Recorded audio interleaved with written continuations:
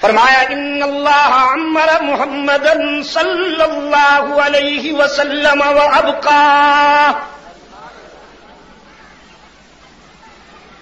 ان اللہ عمر محمدا صلی اللہ علیہ وسلم وابقى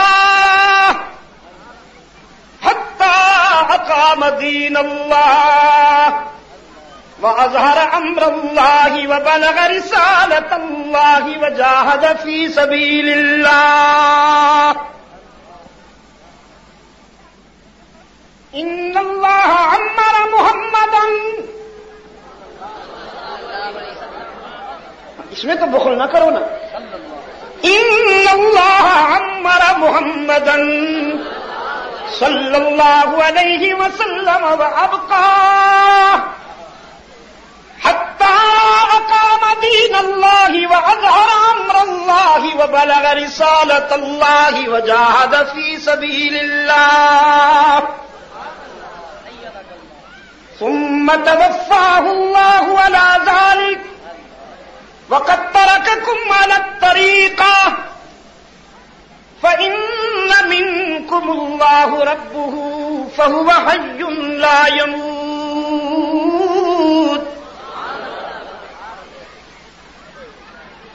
ومن كان يعبد محمدا ويزعمه إلها فإن إلهه قد مات.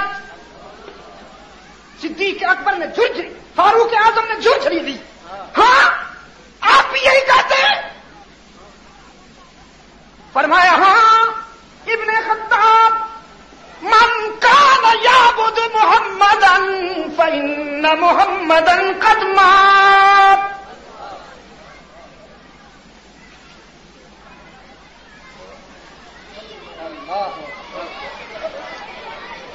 فاتقوا الله أيها الناس واعتصموا بدينكم وتوكلوا على ربكم فإن دين الله قائم وإن كلمة الله تامة فإن الله ناصر من نصره وإن كتاب الله بين أظهرنا هو نور وشفاء. وقال تعالى كل شيء هالك إلا وجهه. وقال تعالى كل من عليها فان ويبقى وجه ربك ذو الجلال والإكرام. وقال تعالى إنك ميت وإنهم ميتون. وقال تعالى وما جعلنا لبشر من قبلك الخلد. وقال تعالى كل نفس ذائقة الموت.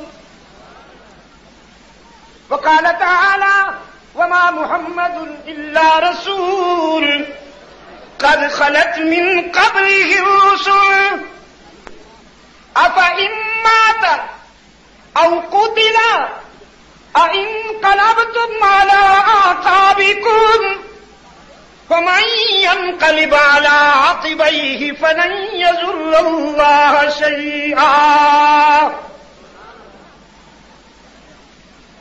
مدینہ والے کہتے ہیں یہ آیتیں سب کی سب پہلے سے نازل ہو چکی تھیں، لیکن آج صدیق اکبر کی زبان سے سن کر یوں محسوس ہوا جیسے ابھی عرش بری سے نازل ہو رہی ہے. بچے بچے کی زبان پر قرآن کریم کی یہ آیتیں جاری ہو گئی، اور فاروق اعظم کے احساسات میں بھی، فاروق اعظم کے جذبات میں بھی غم کا اور صدمے کا رکا ہوا سیلاب آنکھوں کے راستے آنسو بن کے جاری ہو گیا. صدیق اکبر نے فرمایا عمر، او میرے بھائی، یہ قدم ڈگمگانے کا وقت نہیں ہے، قدم ٹکانے کا وقت ہے. یہ رو دھو کر ہوش کھونے کا وقت نہیں، حواس جانے کا وقت ہے، ہوش میں آنے کا وقت ہے۔ رحمت عالم ہمارے محبوب تھے، معبود نہیں۔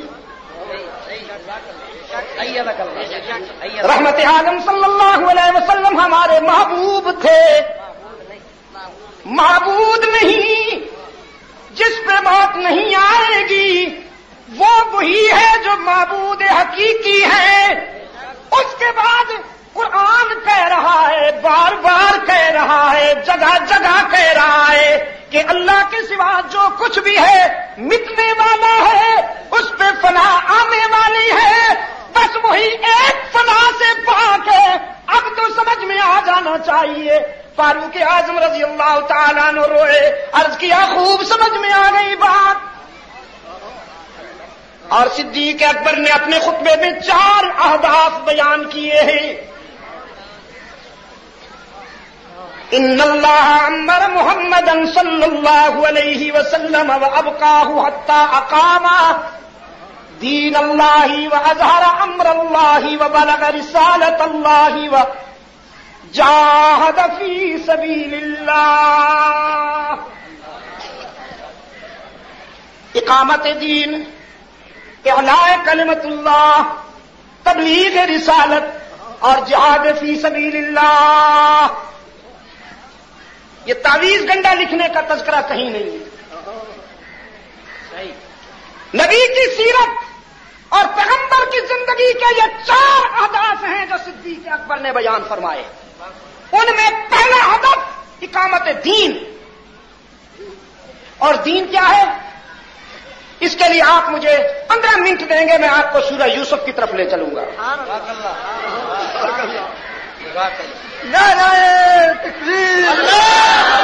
میں صرف آپ سے 15 منٹ لیتا ہوں، سورہ یوسف کی طرف سفر کریں گے۔ حضرت یوسف جیل میں بیٹھے ہیں مصر کی، 2 نوجوان ساتھ ہیں، دونوں نے خواب دیکھ لیا بڑا خطرناک، دونوں پر بادشاہ کے قتل کی سازش کا الزام ہے۔ یوں بھی موت کا خنجر لٹک رہا ہے ان کے احساسات کے اور تصورات کے عالم میں، پھر خواب بھی بڑا خطرناک دیکھ لیا۔ قرآن کہتا ہے وَدَخَلَ مَعَهُ السِّجْنَ فَتَيَانِ قَالَ أَحَدُهُمَا إِنِّي أَرَانِي أَعْصِرُ خَمْرًا وقال الآخر إني أراني أحمل فوق رأسي خبزا تأكل الطير منه۔ ایک نے کہا میں نے دیکھا کہ انگور نچوڑتا ہوں، دوسرے نے کہا میں نے خواب دیکھا روٹیاں لا رہا ہوں، سر پہ سے پرندے نوچتے ہیں۔ نبئنا بتأویلی، ہمیں ان خوابوں کی تعبیر چاہیے، تو آپ سے درخواست ہے کہ بتا دیجئے۔ انا نراک من المحسنین، آپ ہمیں محسن نظر آتے ہیں، آپ کے چہرے پہ احسان کی جھلک نظر آتی ہے۔ سیدنا یوسف نے دیکھا غرض پڑ گئی ہے انہیں مجھ سے، اب جو بات بھی کہوں توجہ سے سنیں گے۔ انسان کی فطری مجبوری اور کمزوری ہے، جب اس کو مطلب ہوتا ہے تو بات بڑی توجہ سے سنتا ہے، خوشامد بھی کرتا ہے، اور جب مطلب نہ رہا تو شما بخیر ما بسلامت۔ یوسف علیہ السلام نے دیکھا انہیں مطلب پڑ گیا، مجھ سے غرض مند ہیں، اس موقع سے فائدہ اٹھانا چاہیے۔ جیسے اس دور کا گدی نشین فائدہ اٹھاتا ہے نا، جب بھی کسی سادہ لو مسلمان کو دیکھتا ہے مجبور ہے، بیمار ہے، یا کسی مقدمے میں پھنسا ہوا ہے، یہ آیا ہے میرے پاس روحانی عمل کے لیے، تعویذ لینے کے لیے، موقع ہے اس کی جیب خالی کر لی جائے۔ یوسف علیہ السلام نے بھی دیکھا مجبور ہیں، ضرورت پڑ گئی ہے، تو موقع ہے اس موقع سے فائدہ اٹھا لیا جائے۔ چونکہ یہ ہر بات میری توجہ سے سنیں گے تو اسی موقع پر میں ان کے دل کی گہرائیوں میں اللہ کی توحید کیوں نہ اتار دوں۔ بس نبی اگر حریص ہوتا ہے کسی بات میں تو یہی کہ توحید کی بات سب کی سمجھ میں آ جائے کہ یہ بنیاد ہے دوستوں کامیابی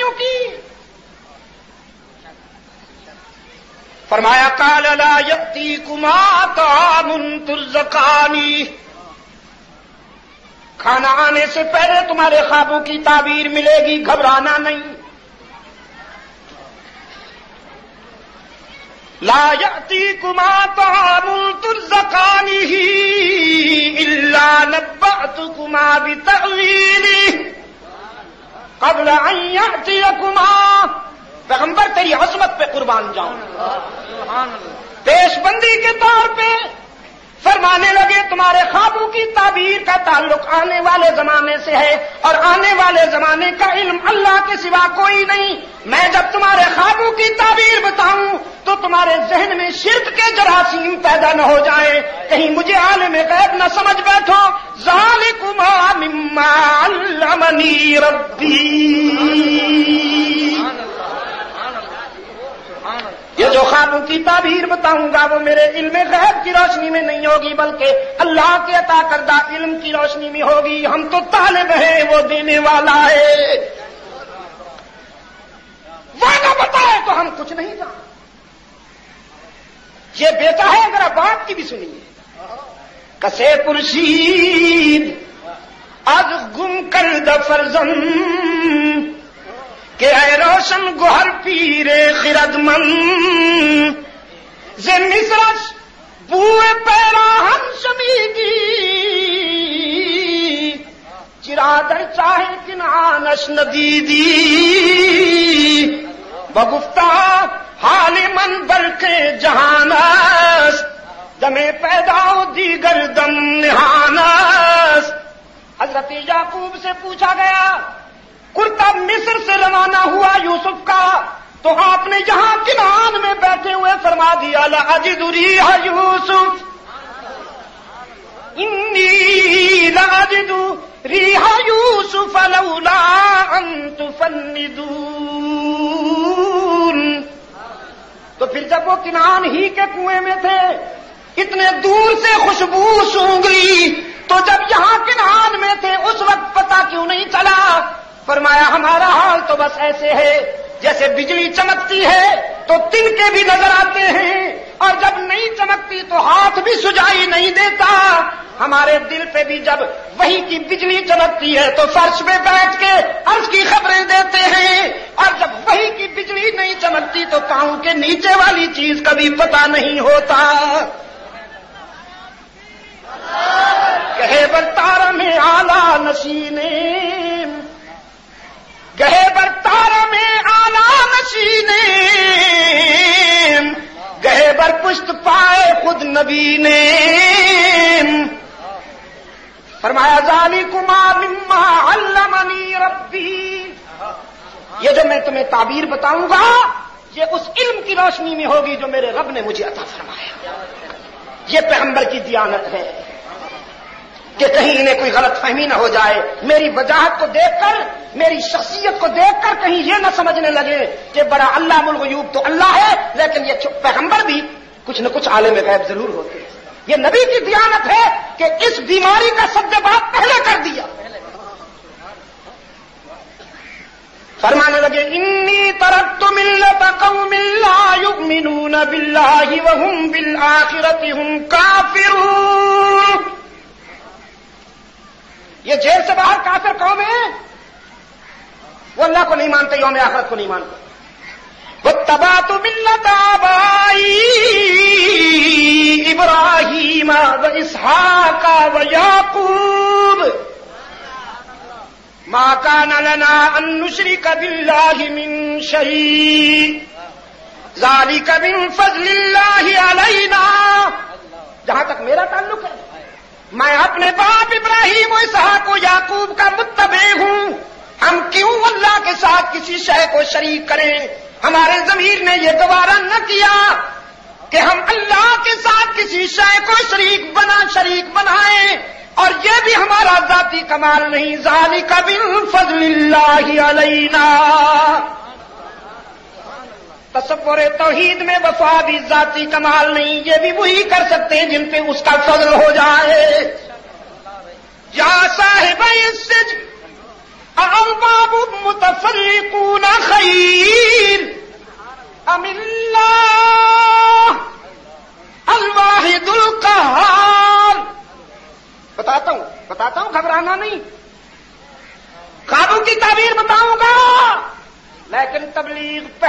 تعبیر بعد میں، تبلیغ پہلے، تعبیر بعد میں. جیسے گدی نشین کہتا ہے نا، نذرانہ پہلے تعویذ بعد میں. اللہ کے پیغمبر نے فرمایا تبلیغ پہلے تعبیر بعد میں. اے جیل کے دوستو، اپنے ضمیر سے پوچھ کر میرے سوال کا جواب دو. سر جھکانے کے لیے سب کا ڈر ہونا چاہیے یا رب کا ڈر ہونا چاہیے؟ وہ کتنے ہیں جن کے آگے جبین کی نیاز مندیاں پیش کی جائیں؟ وہ کتنے ہیں جن سے مدد مانگی جائے؟ وہ کتنے ہیں جنہیں مشکلات و مصائب میں پکارا جائے؟ اللہ ہی یا اللہ بھی. بہاول نگر والوں، مشکلات میں کام آنے والا اللہ ہی یا اللہ بھی؟ الحمدللہ اللہ ہی، اور یقیناً اللہ ہی. باقی جس کے پاس بھی جاؤ گے لوٹے جاؤ گے. آستانے سجے ہوئے ہیں، جھنڈیاں لہرا رہی ہیں، جبہ پوش بیٹھے ہوئے ہیں. جن کی نظر مرید کی جیب پہ رہتی ہے وہ بیچارہ کھجلی بھی کرے تو یہ سمجھتے ہیں نذرانہ نکال رہا ہے. وہ کہتے ہیں ان کا فلسفہ یہ ہے، کچھ لے کے آؤ گے تو کچھ لے کے جاؤ گے، خالی ہاتھ آؤ گے تو. بس وہی ایک ہے جو کہتا ہے کچھ نہ لے کے آؤ، سب کچھ لے کے جاؤ، خالی ہاتھ آؤ، دامن بھر کے جاؤ. دنیا والوں سے مانگا جائے تو ناراض ہوتے ہیں، نہ مانگا جائے تو خوش ہوتے ہیں. وہ ایک داتا ہے جس سے مانگا جائے تو راضی ہوتا ہے، نہ مانگا جائے تو ناراض ہوتا ہے. جس نے خود کہہ دیا قال ربکم ادعونی استجب لکم، تمہارا رب کہتا ہے مجھے پکارا کرو، میں تمہاری پکار کو نہیں. سننے کی بات ہی نہیں کی. یہی تو حیران ہونے والی بات ہے نا جی. سننے میں ذرا دیر لگتی ہے نا. کوئی آدمی سنتا ہے پھر سوچتا ہے مانوں کہ نہ مانوں، پھر جا کے ایکسپٹ کرتا ہے یا ریجیکٹ کرتا ہے. یہاں سننے کا تذکرہ نہیں ہوا. فرمایا ادعونی، مجھے پکارا تو صحیح، بس تمہارے لبوں سے نکلے گی اور میں مان لوں گا. استجب لکم آیا ہے، سننے کی تو بات ہی نہیں آئی دوستو کہ تم اپنی بات لبوں سے کہو تو صحیح، بس تمہارے منہ سے نکلی اور میں نے مانی. استجب لکم، اور آگے کیا کہا؟ ان الذین یستکبرون عن دعائی نہیں. حالانکہ بات شروع ہوئی تھی ادعونی سے، مجھے پکارو، تو پھر آگے ہوتا ان الذین یستکبرون عن دعائی یا عن دعوتی نہیں. فرمایا ان الذین یستکبرون عن عبادتی، جو میری عبادت میں تکبر کرتے ہیں، جو میری عبادت میں روگردانی کرتے ہیں، سیدخلون جہنم داخرین، فطرت انہیں ذلیل کر کے جہنم میں ڈالے گی.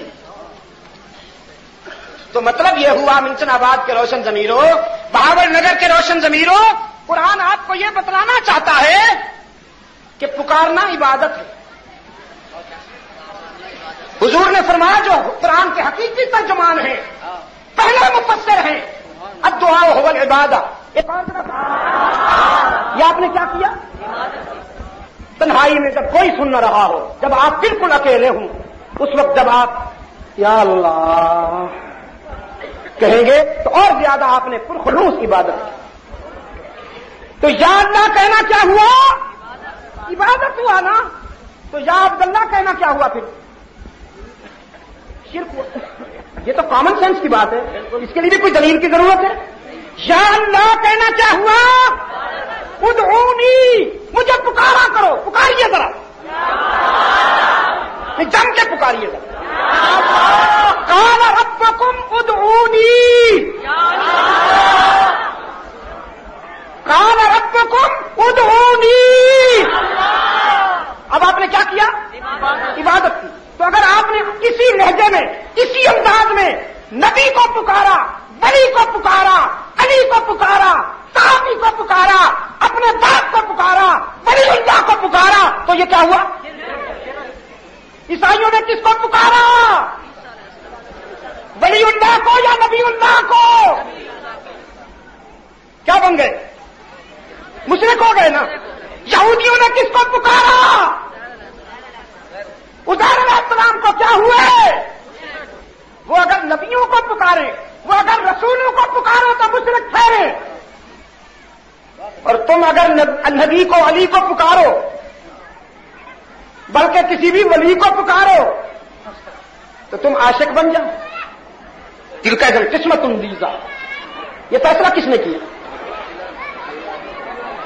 میرے عزیز دوستو، جناب یوسف علیہ السلام نے پوچھا ارباب متفرقون خیر ام اللہ الواحد القہار ما تعبدون من دونه الا اسماء سمیتموها انتم آباؤکم ما انزل اللہ بها من سلطان. یہ جو تم نے آستانے بنا رکھے ہیں یہ تمہارے خود ساختہ ہیں، تم نے اپنے ہاتھوں سے بنائے ہیں، ان کے نام بھی تم نے اور تمہارے آبا نے رکھے ہیں، انہیں سچا ثابت کرنے کے لیے تمہارے پاس کوئی دلیل نہیں. پکاریے گا قال ربکم ادعونی،